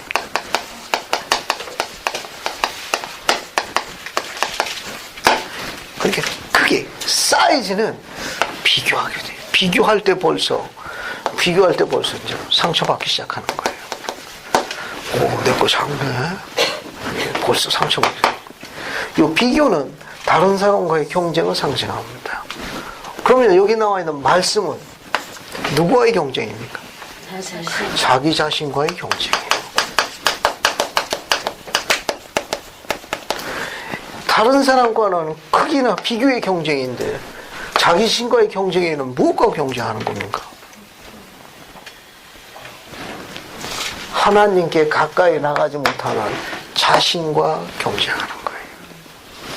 여기 나와 있는 경쟁은 다른 사람의 크기나 사이즈 갖고 경쟁하는 거예요. 하나님의 말씀은 자기 자신의 경쟁입니다. 주님이 원하시는 고지까지 투쟁해야 되는 자신과의 경쟁이에요. 다시 힘을 내서 다시 서야 합니다. 또 멈출 수 있어요. 다시 일어나야 합니다. 또 올라가야 합니다. 더 큰 시련과 고통이 있을 수 있어도 팔을 뻗을 수만이 힘이 있으면 팔을 뻗어서도 올라가야 돼요. 나머지는 주님 몫입니다. 나머지는 주님이 알아서 하실 거예요. 나중에 다 탈진해가지고 이제 무릎도 세울 수 없는 마지막 탈진 순간에 손마저 뻗을 수 있어요. 그 손만 해도 뻗어야 돼. 그럼 나머지는 이제 주님이 알아서 하실 거예요. 그걸 뭐라고 그러냐? 플락스모티라고. 근접성의 원리라고. 이거예요. 자, 이제 두 번째 유혹을 한번 가봅시다. 두 번째 유혹, 다시 마태복음 4장으로 가볼게요. 마태복음 4장. 이번에는 이제 좋은 데 가시죠, 주님이. 이제 굶주렸다가, 돌독 때문에 한참 시달리시다가 이제 어디로 갔습니까? 경치 좋은 데로 가셨죠. 5절에 뭐라고 나옵니까? 마귀가 예수를 어디다 데리고 갔어요? 거룩한 성에다가 어디다 세웠습니까? 성전 꼭대기에 세웠죠? 네. 거기 보면 세워놓고 나니까 이제 다시 이제 시험하는 자 마귀가 다가와가지고 뭘 유혹했습니까? 똑같이 뛰어내려라. 내가 만일 하나님의 아들이거든. 그죠? 똑같은 썼습니다. 첫 번째 시도했던 용어가 똑같이 쓰였어요. 그 다음에 뭘 요구했습니까? 뛰어내리라. 그 다음에 마귀가 또 뭘 이용했어요? 경전을 기억. 경전을 인용했다는 거예요. 어떻게 생각합니까? 지금 예수님께서 경전을 다 대항한 거 아니에요. 그죠? 그 맞받아 쳐가지고 마귀도 어떻게 했습니까? 경전을 인용. 경전을 이용했다. 마귀도 경전을 연구하는데 우리 후기 성도로서 뭐 느끼는 거 없습니까? 아니 대부분 신명기 8장 3절을 딱 인용하니까 마귀도 시편 91편 12절 딱 갖다 댄 거예요. 기록에 보니까 선지자들이 이렇게 이야기하더구만. 하나님의 아들이라며. 너 뛰어내리면 천사들이 발등상에 다치지 않도록 이게 받들어준다고 그러니까 뛰어내려봐. 다치면 아버지도 아니고 넌 아들도 아니고. 대부분 성불리좀 했잖아요. 그죠? 예수님도 경전에 정통했지만 마귀도 경전을 한다는 거예요. 차이점은 뭡니까? 마귀가 경전을 하는데 마귀도 시편을 알아. 신명기도 6장도 알고 8장도 알고. 주님하고 차이잖아요. 주님도 경전을 정통하고 있고 마귀도 경전을 들여다보고 있구만. 차이점이 뭐예요? 예수님이 경전을 알고 계신 거고 마귀도 경전을 알고 있는 거고 어떤 차이점이 있어요? 네? 주님께서는 하나님의 말씀대로 행하시는 거고 사탄은 단지 그 지식. 감사. 지식만 하는 거예요. 정확하게 설명하세요. 사탄은 아는 것만 있지 실제로 적용하는 액팅이 없어요. 알겠습니까? 그게 입만 있는 거예요. 그 입만 있는 거예요. 실제로 우리를 구원할 수가 없다는 것이 있어요. 주님은 그 말씀에 대한 약속을 지키시는 분이에요. 주님은 그런 힘을 갖고 있어요. 구원할 수 있으니까 말씀을 대한 약속이나 실행에 주어지는 모든 권세를 갖고 있습니다. 근데 악은 그냥 단지 아는 거예요. 그 입만 있는 거예요. 지식만 있는 거예요. 조금 더 정리해 볼게요. 이제 두 번째 사건을 한번 가봅시다.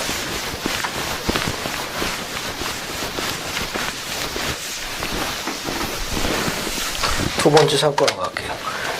우리가 갖고 있는 경전에 보면 마귀가 예수님을 어디로 데려갔습니까? 성전 꼭대기. 어디로 데려갔어요? 거기 보면은요. 거룩한 성으로 갔다가, 그죠? 거룩한 성으로 갔는데 거룩한 성에 뭐가 있었어요? 성전이 있었어요. 성전? 꼭대기에 세웠습니다.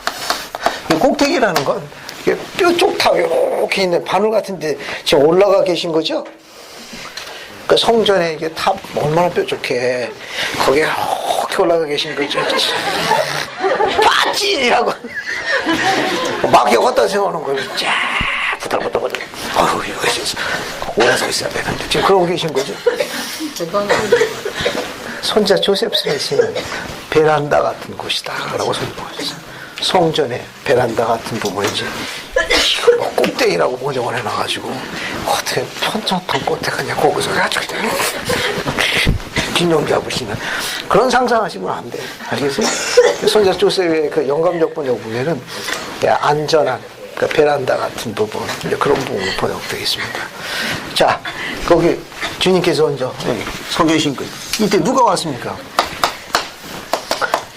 시험하는 자가 다가오는 거예요. 뭘 요구를 했습니까? 뛰어내려. 뭐가 앞에 이야기한 거 똑같은 거예요. 똑같은 용어를 사용했다는 거, 그죠? 만일 하나님의 아들이 네가 만약 하나님의 아들이면 뭐라고 했어요? 뛰어내려라. 뛰어내리라. 뛰어내리라. 그 이유로 설명했어요. 왜 뛰어내야 되느냐? 기록되었을 때. 자, 그죠? 기록하였을 때. 기록하였을 때. 이게 경전을 마귀가 경전을 인용했습니다. 이게 어디서 인용한 거죠? 마귀가 인용한 거예요. 시편이다, 시편. 시편 91편 11, 12절에서 인용한 거예요. 경전에 인용한 시편의 내용은 거기 나온 거 똑같습니다. 저가 너를 위하여 그 사자들을 명하여 저희가 손으로 너를 받들어 발이 돌에 부딪히지 않게 하리라 하였느니라. 내가 만약 하나님의 아들이면 한번 해봐. 왜 하필이면 성전 꼭대기에 세워놨죠? 왜 성전입니까? 왜? 공감해요. 하느님이 되신 것이니까 지켜지는 게 아니라 감사합니다. 지금 이 성전은 이스라엘 백성의 신앙의 핵. 신앙의 핵입니다. 이 성전. 이 이스라엘 백성들이 신앙의 핵이 성전이.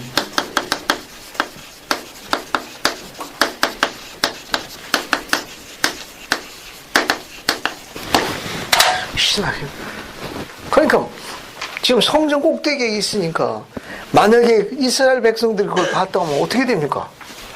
신앙의 핵, 자기 하나님, 이스라엘 하나님의 최정상에 서 있는 저자가 만약에 뛰어내려가 가지고 천사들이 이렇게 받들어져서 이렇게 공중부양하는 걸 보여주면 그들은 시편을 아나요? 마귀가 인용한 그 어디니까 인용한 요 시편 이 기록을 압니까? 이스라엘 백성들이? 네. 알죠. 정통한 사람. 이거 알거든. 선지자의 기록으로. 하나님의 아들의 특징은 뭐냐? 뛰어내렸을 적에 천사들이 다 수정 들어서 다시 하는 공중부양 이 기록을 안다고.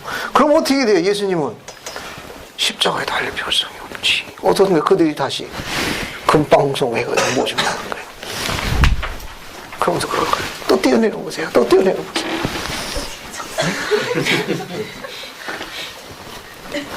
여의도 광장에 좀 넓은 광장이라고 가정해가지고 거기다가 우리 TV 방송 전부 실시간 하는 거 모든 뭐 트위터 뭐 다 총동원하는 거 스마트폰 다 총동원해가지고 어려울 거 없죠. 선지자가 우리 땅에 방문하셔가지고 하는 법만 해주시면 돼요. 아버지와 아들 30초 나타났다가 이 교회가 참되니 잔소리 말고 다 들어오너라 하고 하시는 거 생중계하는 거야. 쫙 좀 준비해가지고 그리고 천군의 군세들 뒤에서 이제 합창하고 거룩하다 뭐 얘기 한번 이렇게 뭐 자주 하실 거 없고 그 올림픽이 4년인데 우리는 8년마다 한 번씩 이렇게 선교사가 어떻게 될 건가? 확장될 거예요. 우리 감독님들 선교사들 스트레스 안 받을 거예요. 왜? 그냥 8년에 한 번씩만 그냥 나타나 주시기만 하면 돼. 잠깐 나타나 한마디 하면 이 회가 참되니나 잔소리 말고 여기 침례 받을지어다. 복이 있나니. 다음에는 또 더 복이 있나니. 우리 그렇게 왜 안 합니까? 얼마나 고생 많아요. 뛰어내리기만 하면 돼. 어려운 거 없어. 그냥 뛰어내리면 돼. 그냥. 얼마나 간단합니다. 그냥 주님 한 번만 오시면 돼. 8년 바쁘시면 좀 더 이제 10년을 하고. 뭐 우리도 사정 다 이해하니까 또 여러 나라에 얼마나 바쁘시겠어. 뛰어내리기만 하면 되거든. 예수님 뛰어내렸나? 예수님 뛰어내렸습니까? 뭐라고 했습니까, 예수님이? 거기. 기록되었을 뭐라고 하셨어요? 거기 7절에. 하나님을 실험하지 그렇죠. 말라. 기록되었을 때 역시 경전을 이용했죠. 여기 마귀가 이렇게 했을 때 다시 대항하셨어요. 대항하셨어요. 기록되었을 때 다시 경전을 인용하셨어요. 마찬가지로 경전을 인용했어요. 이 경전은 어디서 인용됐죠? 이건 신명기 6장 16절에서 인용하셨습니다. 마사에서 사건이라고 그래요. 이건 자 앞에 보세요. 여기 보게 되면 주님께서 뭘 이야기해요? 주의 너의 하나님을 뭐라고 그랬습니까? 시험하지 말라. 주 너의 하나님을 시험하지 말라 라고 되어 있느니라. 신앙으로 기다리라고 이야기했습니다. 그런 모든 부분들을 신앙의 눈으로 바라보고 신앙을 인내로서 잘 지킬 것을 요구하셨어요. 이 뛰어내린다는 이 부분은 요거는 영적 성장입니다. 영적 성장은 시간이 걸려요. 한순간에 안 됩니다. 영적인 건 하루아침에 안 가. 그러니까 뛰어내리면 될 것 같지만 그건 오래 못 갑니다. 영적인 거는 시간이 필요해요. 시간이 걸립니다. 이런 영적인 거, 이런 영적인 거. 예를 들어서 하나님을 아는 것도 시간이 걸려요.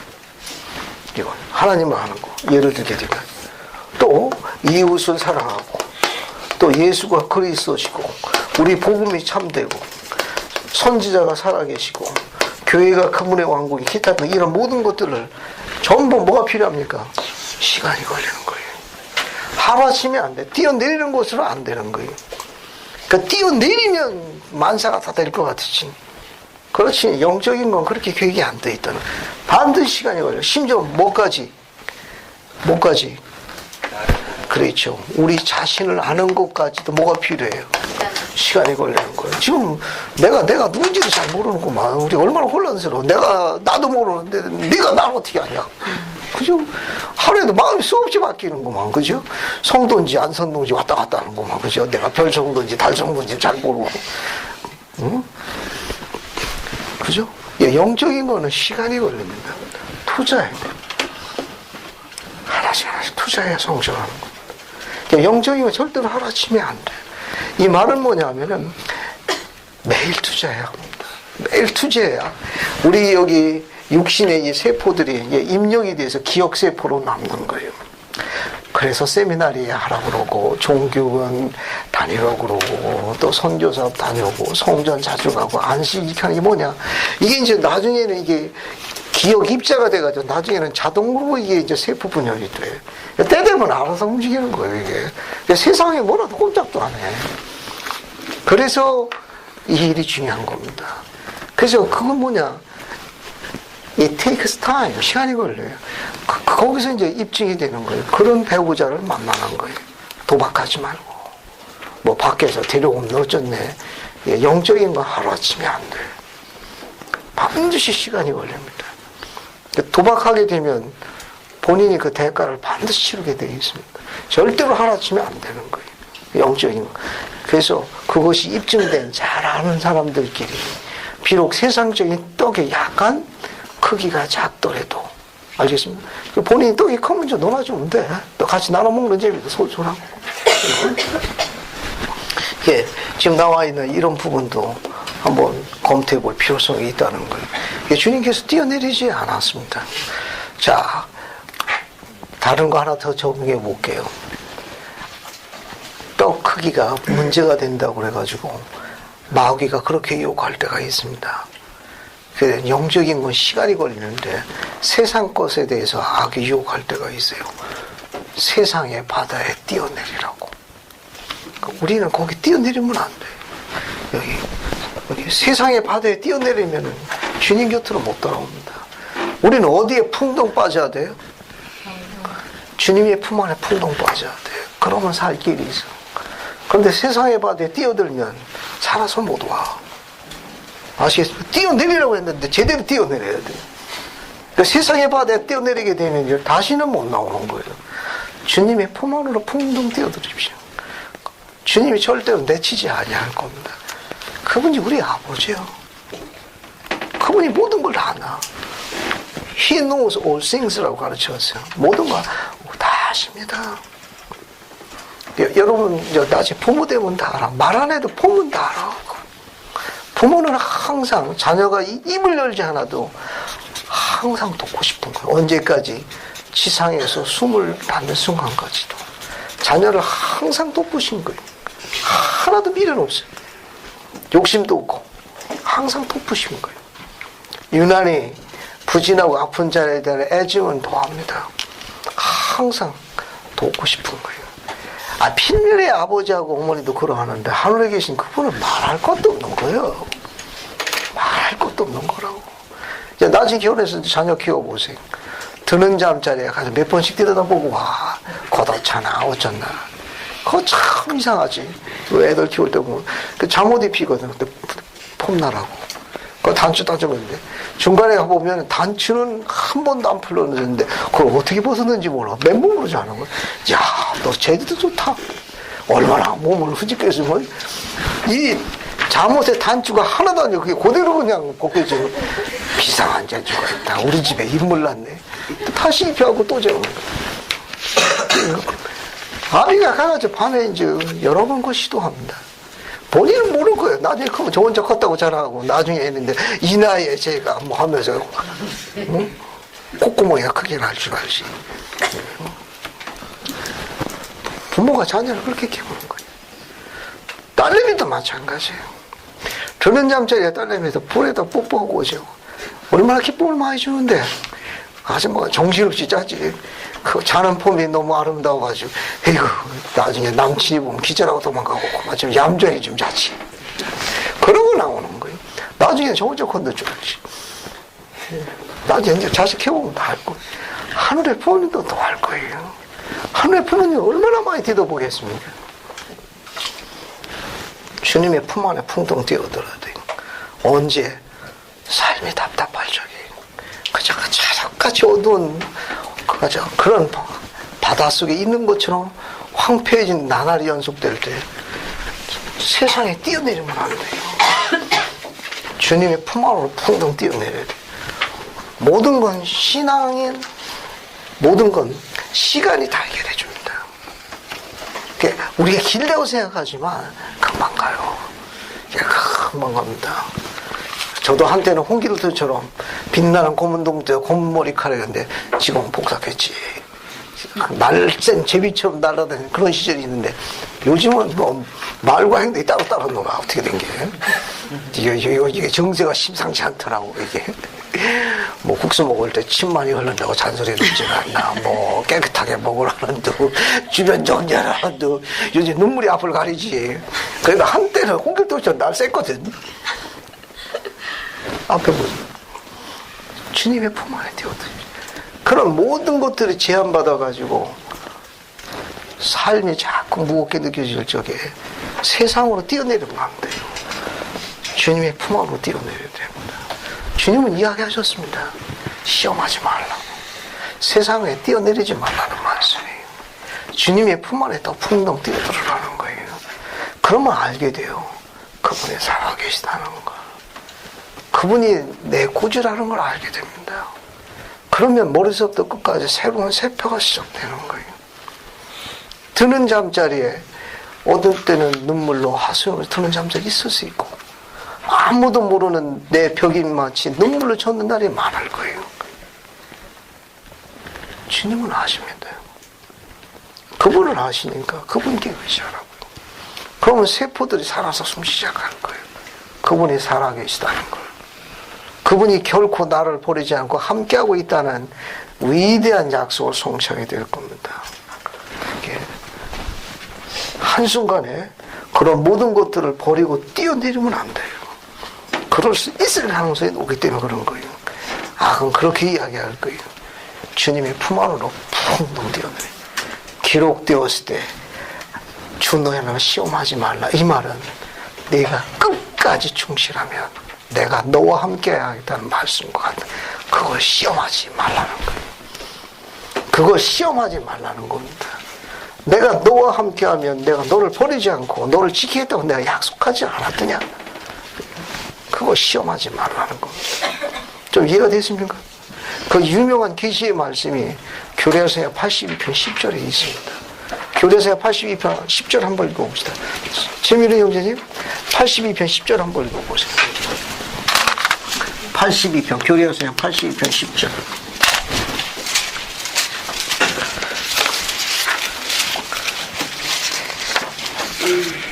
나 주는 내가 말하는 것을 너희가 행할 때에는 내 말을 지킬 수밖에 없으나 내가 말하는 것을 너희가 행하지 아니할 때는 너희는 아무 약속도 받지 못하느냐. 감사합니다. 여러분 이 성구 암송해야 합니다. 아시겠어요? 이 성구는 꼭 암송해야 돼요. 이 성구는 약속이 있는 성구입니다. 나 주는 내가 말하는 것을 너희가 행할 때에는 뭐라고 되어 있어요? 내 말을 내 말을 지킬 수밖에 없으나. 절 보세요. 나 주는 내가 말하는 것을 너희가 행할 때에는 어떻게 되어 있습니까? 내 말을 지킬 수밖에 없다는 거예요. 내가 너를 보내지 아니하고 내가 너와 함께 할 거는 그 약속을 내가 지킬 수밖에 없으나, 그러나 내가 말하는 것을 네가 행하지 않을 적에는 뭐라고 그랬습니까? 너희는 아무 약속도 너무 필요했습니다. 나도 그 약속은 너하고 한 일이 없다 그런 말이에요. 이 약속은 굉장히 중요한 거예요. 다시 한번 강조드리는데 이 80편 10절은 의심하지 마십시오. 선택된 자들에게는 그분이 계획한 독특한 시험에 들어갈 수 있습니다. 그럼 시험에 들어갈 적에 이 약속을 의심하면 안 돼요. 그분이 말씀하신 대로 생활하십시오.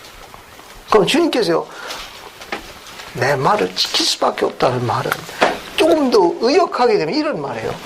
내 입에서 나오는 말을 내가 들어주겠다는 뜻도 돼요. 내 말을 지킬 수밖에 없다. 이 말은 뭐냐면 내 입에서 나오는 말을 내 소망이 내 믿음대로 특별한 절기를 허락하겠다는 의미로도 확장됩니다. 특별한 절기를 가슴이 억세져서 설명지 못하는 영혼의 저 밑에 있는 절규를 하나님께서 침묵할 때가 제일 고통스럽다고 그래요. 근데 주님이 아시니까 약속하신. 그때 주님께서 뭐라고 이야기하시는가 하면은 내가 네 입에서 나오는 말을 내가 들어줄 수밖에 없겠노라. 성취해 주시겠다는 거야. 내가 내 영혼의 절규에 그것을 내가 듣고 있으니 내 보기 좋은 내 뜻에 따라 내 기뻐함에 따라 내가 그 절기를 마련할 것이로고 라는 의미와 같은 용법이 내 말을 지킬 수밖에 없으니 그분이 능력을 보이시겠다 그런 말이에요. 내가 너 실력을 내가 드러내주마. 인내로 참고 견뎌 필요성 언급하신 표현. 자, 그 다음에 또 봅시다. 또 이제 맨 마지막 6이 뭐죠? 마귀가 이제 어디로 갔습니까? 마귀가 이제 어디로 데려가죠? 지극히 높은 산으로 데려가서 마귀가 지극히 높은 산으로 데리고 갔습니다. 그래서 뭘 보여줬어요? 천하만 그죠? 뭘 보여줬어요? 영광. 천하만국과 영광을 다 보여줬어요. 그러고 난 다음에 뭘 욕했습니까? 뭘 욕했어요? 그렇죠. 만일 네가 이것도 만일도 나오네. 3번 다 반복됐어요. 네가 엎드려 뭐하면 엎드려 뭐하라고 했어요? 경배하면 엎드려 경배하면은 천하만국과 영광을 다 뭐한다고 그랬어요? 내게 주리라.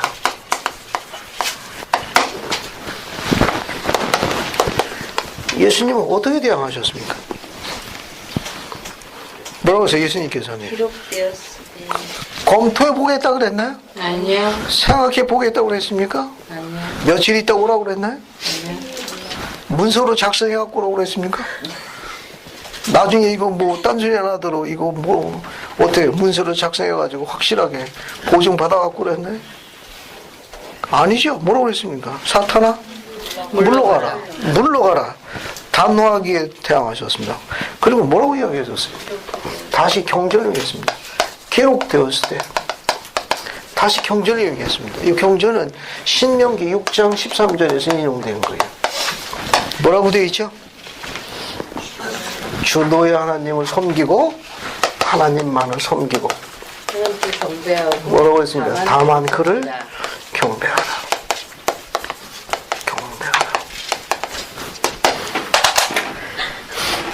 자, 이제 마지막 유혹 정리하고 예수님의 유혹을 정리합시다. 그리고 다음 주에는 제자들을 부르시는 장면.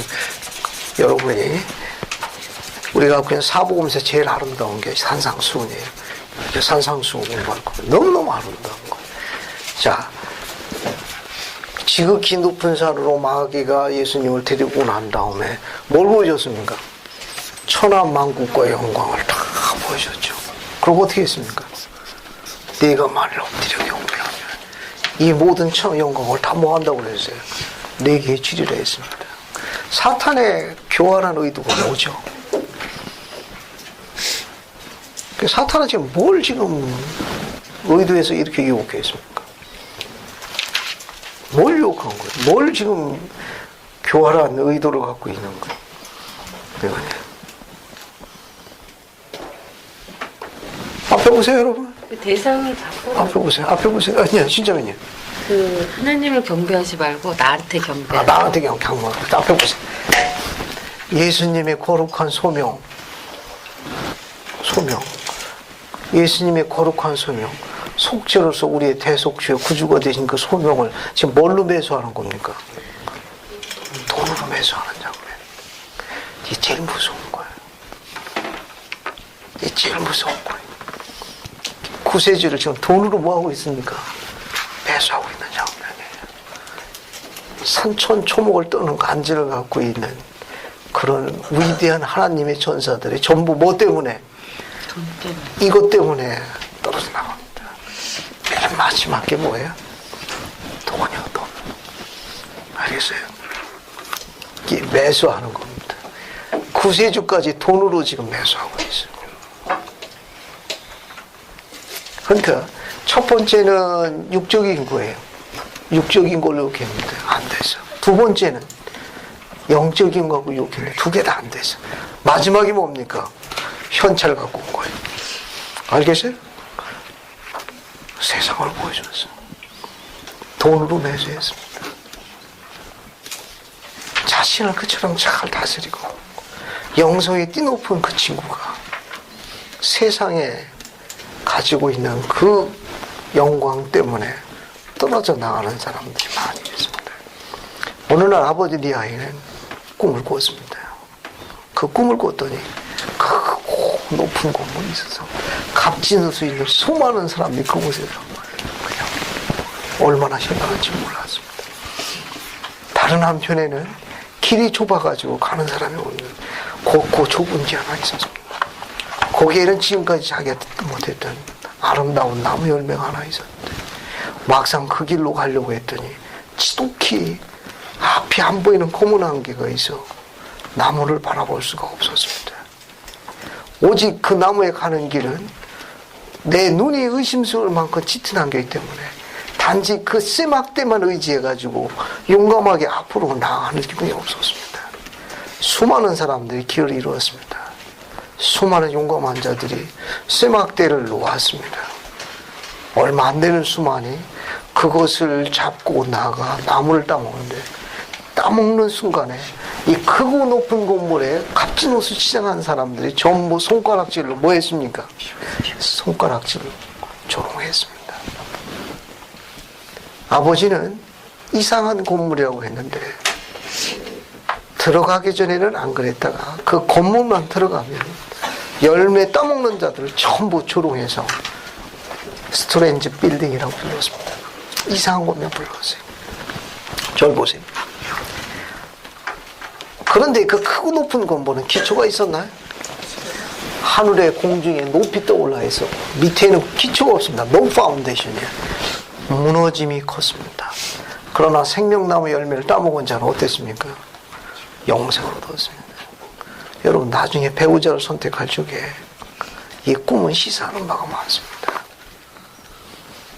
크고 높은 건물에 값진 옷이 무너지면 무너짐이 큰 거예요.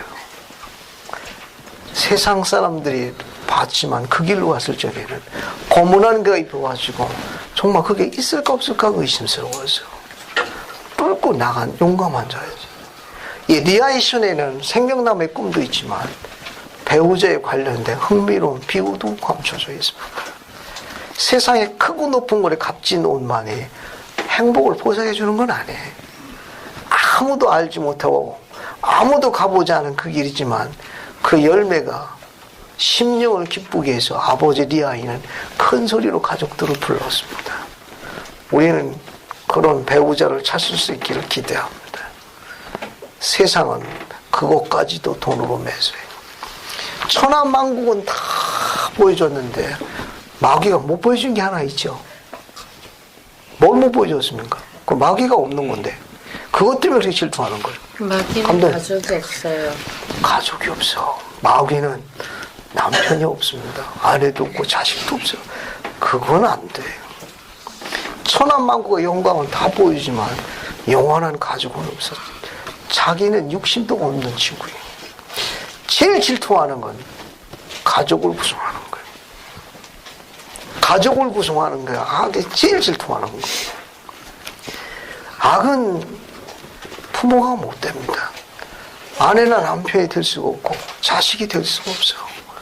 이 험악한 쉽지 않은 찰흙같이 어둠의 세상에서 우리에게 꿈과 소망과 힘을 주는 건 가족뿐이 없습니다. 그것도 그냥 가족이 아니고 영원한 가족이. 그냥 남편이 아니고 영원한 남편이. 현세에서 떡이 약간 작을 수도 있어. 갖고 온 떡이 부실부실할 수도 있다고. 하지만 다음 세상에 그때가 그런 떡이 아닐 거예요. 그냥 아내가 아니고 영원한 아내입니다. 그냥 자녀가 아니고 영원한 내 아들과 딸이. 첫째 번의 아침이나 저기에는 햇빛보다 더 밝은 광채 가운데 나타날 거예요. 그리고 1000년 동안 우리는 익사이팅한 경험을 할 겁니다. 이사야가 노래한 대로 마차에 타서 사자를 끌고 어디서 사자 고라니 차 목에는 살모사 먹으려고 저 푸른 초원을 달리고 뭐 그러면서 달릴 날이 올 거예요. 마귀는 그 힘이 없습니다. 마귀는 천하만국의 영광을 다 보여줬는데 가족은 못 보여줬어. 아무도 못 보여줬어. 제일 소중한 우리의 가장 소중한 의미를 제공해 주는 건 가족입니다. 이 주님의 이런 짧은 기록에 관계된 얼마 안 되지만은 우리에게 시사해 주는 바가 굉장히 많은 가르침들이 이런 원리를 잘 이해하게 되게 되면 압니다. 말로 설명할 수 없는 그 답답함이 우리를 얼마나 제한하는지는 수많은 나날 벽에잎이 눈물로 젖을 거예요. 수많은 나날 아무도 모르는 자신만의 외로운 길을 갈 거예요. 이제 정리하겠습니다. 주님도 외로웠다는 걸 기억하셔야 돼요. 주님도 엄청 오셨습니다. 오죽하시면 여우도 굴이 있고 공중에서도 초소가 있으나 인자는 머리도 있고 싶다 하셨으니 하소연할 때가 오셨던 거예요. 그래도 우리는 그분께 매달려서 울고 하지. 안 그렇습니까? 도와주세요, 살려주세요, 한 번만 봐주세요. 또 봐주 못했습니까? 또 일저지르고 나면 어때요? 또 살려주세요. 7번 지기는 것이 용감하고 행정적으로 또 봐주 못해요. 또 봐주 또. 우리는 그런 과정이지만 주님은 그것도 없으신 분이에요. 십자가에 달리셨습니다. 다음에 설명하겠습니다만은 여기 박히신 거예요. 찢길까 두려워 여기에 박히셨습니다. 손목에. 체중에 눌리지 않도록 양쪽 발에 못을 박았어요. 고대 기록에 의하게 되면 로마 병사들이 못 아낀다고 큰 대못 쓰다가 발을 이렇게 모아가지고 옆으로도 박았어요. 옆으로 박았습니다. 주님은 양쪽 다 박았어요. 삶이 힘들다고요? 어린 시절에 우리 아이들이 어릴 적에 가정의 마음을 적에 아이들 벽에다 세워놓고 나가지고 이 안 닦은 녀석 뭐 기타 등등이요. 그런 임무를 제일 성실히 수행하지 않은 녀석은 이제 벽으로 갑니다. 임무를 제일 수행한 자녀가 볼펜을 가지고 나가지고 예수님의 십자가 처형을 합니다. 제일 이 안 닦고 게으른 녀석 그 십자가를 나가지고 제일 충실했던 자녀가 나가지고 볼펜으로다가 콕 찌릅니다. 생각보다 아파요. 이것이 애들이 이제 평소에 마음 안 든 거 있으면 유난히 이제 세게 찌르거든. 나중에는 못을 실감하기 위해서 손톱 밑에 한번 넣어보라고 합니다. 눈물을 질질 짜고 하면 난리가 나죠. 하실 필요성 없는데 언제 기회 되면 날 잡아가지고 손톱 밑에 한번 넣어보시죠. 얼마나 오래 들어가나. 인내와의 싸움이라고 한번 해보십시오. 다음 주에 밴드 붙여드릴 테니까. 앞에 보세요. 주님은 그걸 대신하신 분입니다. 주님은 그걸 대신하신 분이에요. 우리는 그거 3mm도 못 집어넣어. 1mm부터 들어갈 때부터 온몸이 자극되는 거예요. 이제 상상할 수도 없습니다. 제가 그 경험을 안 했지만 다른 연은이 해가지고 외과에 가가지고 손톱에 있는 그것을 주사기 바늘로 빼내는 그런 치료를 받은 일이 있었습니다. 의사가 마취를 할 수가 없다네, 손톱이기 때문에. 그냥 생체로 해야 되고 생체해부를 하는데 거기서 코방 거듭났습니다. 거기서 환골탈태했어요. 세상에 자기 손톱이 아니라고 저럴 수가 있는가. 아직도 손톱에 그 흉이 남아 있습니다. 지금도 아직도 여기 끝에 이제 다음에 아주 오래전에 얼마나 오래 갔는지 몰라. 벌써 오래된 거. 그냥 뭐야 주사기파 그냥 인정사. 세상에 어떻게 살아나왔는지도 모르겠더라고. 정리하겠습니다. 주님은 그 일을 다 대신하신 분이에요. 집에 돌아가시게 되면 이 성구 내용을 다시 한번 검토해 보시고 오늘 나중에 독서 자료가 있습니다. 좀 읽어보십시오. 다음 주에는 제자를 부르신다는 산상수훈을 합니다. 그래서 마태복음 5장부터 7장까지는 2주에 걸쳐서 합니다. 쭉 붙어서 읽어갖고 오십시오. 예수 그리스도 아멘.